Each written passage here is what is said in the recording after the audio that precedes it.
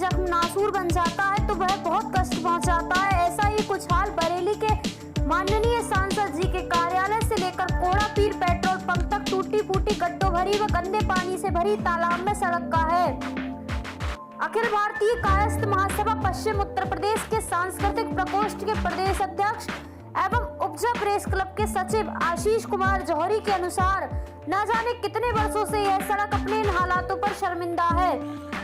अनगिनत बार रिक्शों को पलटते हुए, स्कूली छात्र छात्राओं को स्कूटी और बाइक से गिरते हुए एवं बुजुर्गों को ई रिक्शा से गिरकर चोट खाते हुए देखा गया है, परंतु टूटी फूटी गड्ढों भरी एवं गंदे पानी से भरी तालाब में सड़क अपने खस्ता हाल में ही लोगों को गिरते हुए एवं चोट खाते हुए देखकर शर्मिंदा होती रहती है।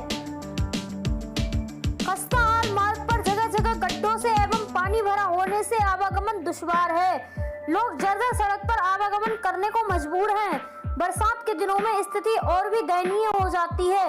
शायद यह सड़क का दुर्भाग्य है कि उसको सिर्फ इंतजार है 2022 या शायद 2024 का, परंतु तब तक न जाने कितने रिक्शों को गंदे पानी में पलटते हुए एवं स्कूटी और बाइक से गिरते हुए लोगों को देखकर उसे अपने दुर्भाग्य को कोसना होगा। अब देखना यह है कि यह बेबस सड़क के छलकते हुए दर्द को मरहम कब नसीब होगा।